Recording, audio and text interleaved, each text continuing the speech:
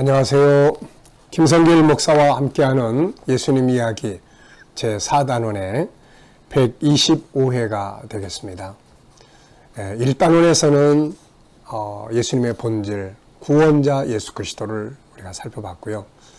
2단원에서는 예수님의 리더십, 3단원에서는 예수님의 성품 교실, 쉬운 두 개의 예수님의 성품을 살펴봤습니다. 4단원에서는 이제 사복음서에서 만나는 예수님, 그래서 마태복음을 지금 정리해 가고 있습니다. 예수님의 모습을 우리가 사복음서 속에서 보면 세 가지로 나타나죠. 하나는 예수님 자신의 모습이 본질적 모습이 나타나고, 또 하나는 그분의 가르침이 있습니다. 그리고 또 하나는 그분의 발자취가 있는 거죠. 이 세 가지를 통해서 우리는 예수님을 만나보게 되는 것입니다. 지금 우리는 예수님의 산상수훈을 살펴보고 있습니다. 가장 위대한 가르침이죠. 그래서 먼저 팔복, 그 다음에 소금과 빛의 정체성, 그리고 이제 계명들을 다루고 있습니다. 예수님은 우리에게 준 계명을 우리 사람들이 잘 지키기를 바라고 계시는 것이죠. 그래서 그 10계명 중에서 특별히 중요하다고 생각하신 것 몇 가지를 다루고 있습니다. 그 중에 하나가 바로 살인하지 말라는 10계명의 6번째 계명입니다. 사람은 서로 평화, 화평 가운데 살도록 창조되었습니다. 그런데 인간이 범죄하고 난 다음부터 서로 죽이고 증오하고, 이게 이제 불행이 되기 시작을 한 것이죠. 그래서 하나님은 살인하지 마라, 서로 용서하고 사랑하고 살아야 된다라는 법을 주신 거죠. 자, 먼저 본문 말씀 함께 읽어보고, 오늘은 이제 살인을 하지 말라 9번째로서 언어폭력의 위험성에 대해서 살펴보겠습니다. 본문 말씀을 먼저 함께 읽어봅니다. 마태복음 5장 21절로 26절. 옛사람에게 말한 바 살인하지 말라. 누구든지 살인하면 심판을 받게 되리라 했다는 것을 너희가 들었으나 나는 너희에게 이르노니 형제에게 노하는 자마다 심판을 받게 되고, 형제를 대하여 나가라 하는 자는 공회에 잡히게 되고, 미련한 놈이라 하는 자는 지옥불에 들어가게 되리라.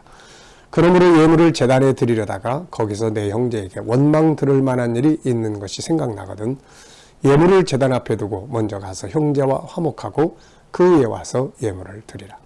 너를 고발하는 자와 함께 길에 있을 때에 급히 사와라. 그 고발하는 자가 너를 재판관에게 내어주고 재판관이 옥리에게 내어주어 옥에 가둘까 염려하라.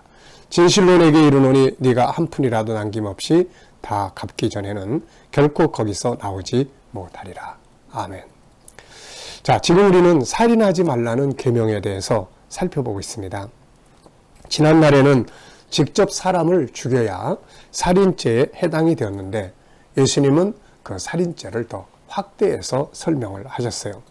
분노하는 것도 살인과 같은 형벌을 받는다는 것, 그리고 언어폭력 역시 지옥불의 형벌을 받게 될 정도로 아주 나쁜 위험한 죄라는 것을 말씀하고 있습니다. 분노와 언어폭력 역시 자기 자신과 상대방을 죽음에 이르게 만드는 것이기 때문에 그런 것이죠. 앞에서 분노의 위험성과 분노하는 이유들을 우리가 살폈고, 분노를 다스리기 위해 필요한 것들이 뭔지를 정리를 해봤습니다. 이 시간에는 언어폭력의 위험성을 우리가 함께 나누고자 합니다. 예수님은 언어폭력 역시 무거운 형벌을 받게 된다고 하심으로써 이것이 얼마나 큰 죄인가를 알게 해주신 것이죠. 21, 23절을 다시 한번 보면은 나는 너희에게 이르노니 형제에게 노하는 자마다 심판을 받게 되고, 형제를 대하여 나가라 하는 자는 공회에 잡히게 되고, 미련한 놈이라 하는 자는 지옥불에 들어가게 되리라 라고 말씀하고 있어요. 인간이 창세기 3장에서 범죄한 후에 망가진 것 중에 하나는 언어입니다. 본래 언어는 내 안에 있는 하나님의 성품을 밖으로 나오게 하는 통로죠. 그런데 죄가 들어오고 인간이 타락하자 성품이 망가지기 시작했고, 이것이 이제 밖으로 나오는 통로가 타락하게 됩니다. 그것이 바로 언어에 타락한 것이죠. 망가진 언어는 자신의 삶을 망치고 다른 사람의 삶을 망치게 됩니다. 그래서 우리 G7에서는 언어의 중요성을 다루는 책을 제가 3권이나 만들었습니다. 언어의 힘과 중요성, 언어의 기술, 질문의 기술입니다. 성경은 잘못된 언어의 위험성과 좋은 언어의 유익함을 함께 많은 부분에서 설명을 하고 있습니다. 잠언 12장 18절을 보면 칼로 찌름같이 함부로 말하는 자가 있거니와 지혜로운 자의 혀는 양약과 같다고 말씀을 하고 있습니다. 자, 찌르는 칼과 같은 말은 사람을 칼로 찌르면 죽잖아요. 그런데 어떤 말은 치료하는 말이에요. 양약과 같은 말. 네. 18장 6절에는 미련한 자의 입술은 다툼을 일으키고 그 입은 매를 자청하느니라. 7절에는 미련한 자의 입은 그의 멸망이 되고 그의 입술은 그의 영혼의 그물이 되느니라. 21절 죽고 사는 것이 혀의 힘에 달렸나니 혀를 쓰기 좋아하는 자는 혀의 열매를 먹으리라. 참 말 한마디에 사람이 살고 죽는다는 거죠. 예수님 역시 타락한 언어, 폭력적인 언어가 얼마나 위험한지를 오늘 말씀해 주신 거예요. 내가 하는 평범하다고 생각하는 말 한마디가 다른 사람을 죽음에 이르게 한다는 것. 이게 얼마나 무서운 일입니까, 이거. 그래서 우리가 참 언어를 조심해야 되죠.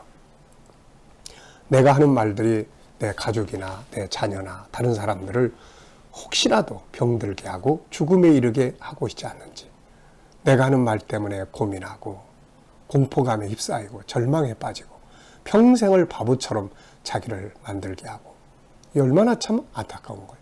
말한 사람은 하고 지나가지만 들은 사람은 그 말 한마디에 평생이 병들게 되는, 참 이게 얼마나 위험한 것인지를 우리가 생각을 해야 됩니다. 자, 예수님이 말씀하신 이 라카라는 말, 라가라는 말, 이 말은, 이 단어에는 텅 비었다, 무가치하다, 우둔하다, 어리석다, 멍청하다, 이런 의미의 아람어 레카를 음역한 것이라고 합니다. 상대방의 인격을 매우 경멸할 때 사용하던 일종의 욕설과 같은 것이죠. 라카, 그러면은 우리로 말하면 이 바보 같은 놈, 텅 빈, 네, 미련한 놈, 이런 말이죠. 그 인격과 마음이 매우 천박한 상태를 지적하는 것이라고 주장하기도 하죠. 어쨌든 이런 말들은 상대방의 인격에 참혹한 상처를 안기는 모욕이 되는 거죠. 미련한 놈, 이것도 이 라카와 거의 같은 뜻인 모욕적인 말이죠. 미련한 놈, 네, 바보 같은 놈, 이런 멍청한 놈, 바보 같은 놈, 머릿속에 뭐가 들어서 그러냐, 이런 말 우리도 많이 사용할 때 있잖아요. 이건 욕입니다. 상대방을 무시하고 경멸하는 아주 욕설이죠. 이런 욕설을 듣는 사람은 깊은 상처를 갖게 되고 원한을 품게 됩니다. 심하면 자기 살인도 되고 그 사람을 죽이기도 하게 그러는 거죠. 결국 이런 말을 하는 사람에게도 독이 되어 돌아옵니다. 그래서 이런 것들을 해서는 안 되며, 안타깝게도 오늘 우리 사회, 가정, 학교 안에는 이런 욕설들이 너무나 많아지고 있어요.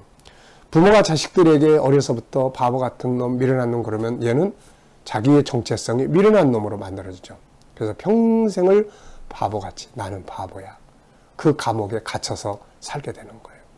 내 말 한마디가 내 자녀들의 미래를 그렇게 만든다면 얼마나 슬픈 일입니까, 이게. 이런 말 때문에 다툼과 분쟁이 일어나고 분노가 일어나고 우울증이 생기고 결국 인생의 실패와 불행을 가져오게 되는 거죠. 그래서 사도 바울은 이런 말 하지 말라고 이야기합니다.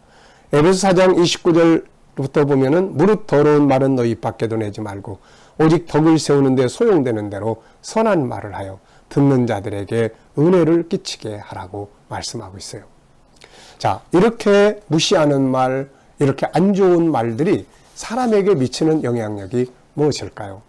예수님은 이런 말을 하는 사람들이 공회에 잡혀간다, 지옥불 속에 들어가게 된다.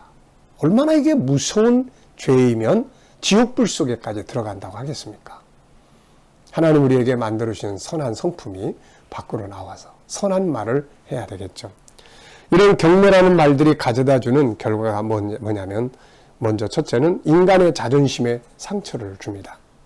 인간은 본래 모두가 존귀하게 인정을 받고 살도록 창조가 되었죠. 세상의 모든 사고나 사건들은 무시당하는 데서 발생을 해요. 자신의 존귀함의 본성이 망가짐에 따라서 이들은 상처를 폭발시키는데 이것이 사건으로 발전합니다. 다른 사람을 멸시하는 사람은 미련한 사람이에요. 그 사람 자신이. 왜냐하면 그 결과가 자기애로 돌아오기 때문에 그런 것이죠. 이 자존심이 상처를 받으면 그것을 회복하기 위해서 사람들은 극단적인 행동을 취하게도 하는 것입니다. 전에 어떤 유명한 농구 선수가 있었습니다. 이 사람은 자기 처형과 같이 살았는데 항상 처형이 하는 말이 나는 너 같은 놈을 만날까 봐 결혼하지 않는다는 말을 수시로 했어요. 나중에는 그 말이 너무 막 자존심이 상해가지고 결국 그 처형을 죽인 사건이 있었습니다. 이처럼 우리 주변에는 자신의 손상된 자존심을 회복하기 위해서 충격적 사건을 저지르는 일들이 너무나 많은 것을 볼 수가 있죠. 대인관계의 가장 중요한 실패의 원인은 상대방의 자아를 무참하게 짓밟는 일이죠. 상대방의 존엄성이 상처를 입힌 순간부터 사태는 걷잡을 수 없이 삐뚤게 뒤틀려서 돌아가기 시작을 합니다. 인간은 유일성에서 나오는 존귀함을 인정받으면서 살게 되는 것이 바로 그게 인간의 본능이에요. 그럼에도 불구하고 우리는 어른이든 아이들이든 다른 사람의 자존심을 상하게 하는 말들을 너무 많이 쉽게 해요. 바보, 멍청이, 그래가지고 뭘 할래? 미래를 보면 한심스럽다. 네. 두 번째는 상대방을 주눅들게 해서 점점 무능력하게 만들죠.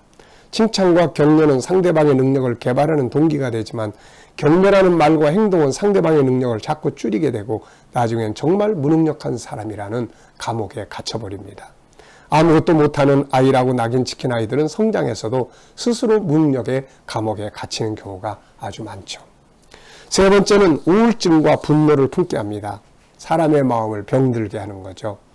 절망에 빠지게 만듭니다. 다른 사람에게 무시당하고 멸시를 당하고 바보 같은 존재라는 말들을 들을 때 기분이 어떤가? 즐거운가? 행복한가? 아니다. 일단 우울해지죠. 그리고 화가 납니다. 그리고 그 사람 미워져요. 속에 깊은 상처가 생기기 시작합니다. 나 때문에, 내가 한 말 때문에 누군가가 마음에 독을 품는다면 그 독이 나중에 어떻게 될 것이라고 생각합니까? 결국은 그 독이 나에게까지 돌아오는 거겠죠. 네 번째는 이제 안갚음을 하게 만듭니다. 멸시와 경멸을 당하는 사람은 아무렇지 말도 못하고 자존심을 상해하지만 이것을 마음에 품고 살아요. 그것이 우울증으로 나타나거나 분노로 나타나거나 결국은 안갚음을 하려고 하는 거죠. 두고 봐라 하는 거죠. 다섯 번째는 내 인생의 실패의 원인이 됩니다. 내가 망하기를 바라는 소원을 가진 사람들이 옆에 있는데 잘 될 리가 있겠습니까? 나에 대해서 분노의 화산을 품고 있는 사람이 옆에 있다면 내가 잘 될 수가 없는 것이죠. 네. 우리는 내 주변에 저 사람은 잘 돼야 돼. 저 사람은 참 모든 게 너무 선해. 난 저 사람 말 한마디 때문에 살았어.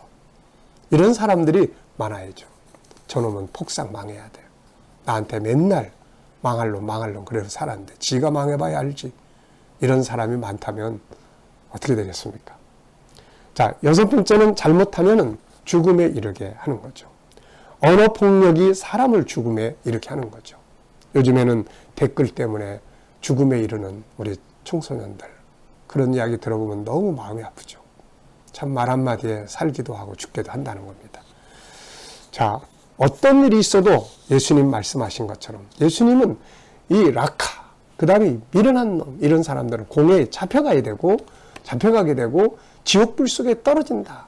그만큼 이것은 폭력적인 것이고 살인에 해당되는 무서운 죄악이다. 그래서 선한 말을 할 줄 알아야 된다는 것을 말씀하고 있습니다. 우리는 어떤 일이 있어도 라카 바보 같은 놈 멍청한 놈이라 하면서 그를 멸시하거나 경멸해서는 안 됩니다. 이것은 그 사람뿐만 아니라 그 사람을 존귀하게 창조하신 하나님을 모욕하는 말이라는 것을 우리는 기억해야 합니다.